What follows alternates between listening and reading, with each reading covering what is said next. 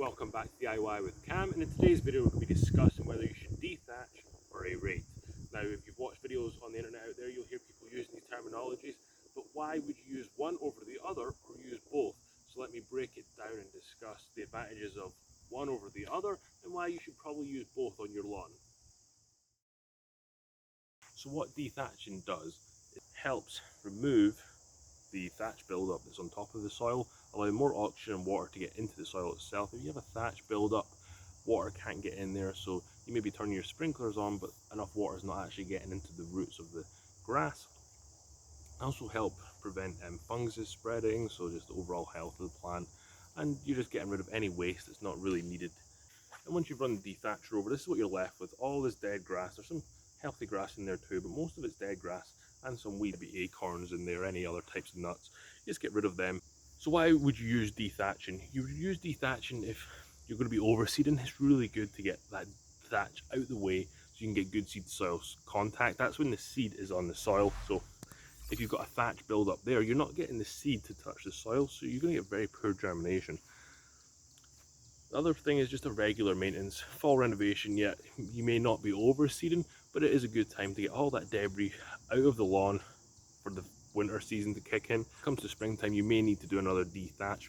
That's just going to get rid of all the acorns that have fallen off, any leaves that have been left behind. You want to get that cleaned out and get your lawn thriving before the summer hits. So what aerating does is it eases compaction on your soil. So if you've got soil where it's you're watering it and it's just running off, water's not getting into the yard. So aerating like this, it basically creates an 1.5 to 2-inch deep hole, maybe more, 3-inch deep hole by 1/2 inch in diameter, which allows more oxygen and more water to get into the soil.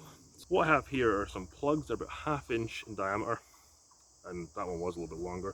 They're about 1.5 to 2 inches long. It's a little bit funny shaped. You're going to want to make sure that you soak your soil the morning of or the night before.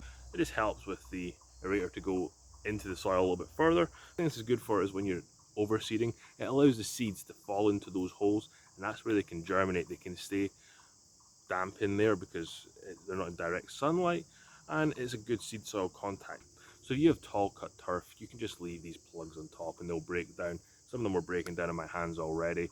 Not a huge issue there. You can just leave them and the nutrients will go back into the soil. Ultimately, which one do you want to use? Do you want to use the dethatcher or do you want to use the aerator? I use them both together to get the best results. The dethatcher I use twice a year, once in the spring to clean up from the winter, and then once in the fall before overseeding, or just getting my lawn, all the debris out from a long season of mowing.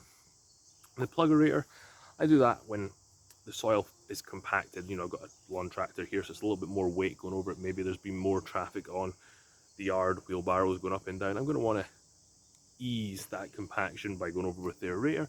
If I'm overseeding, both of these methods are going to be used.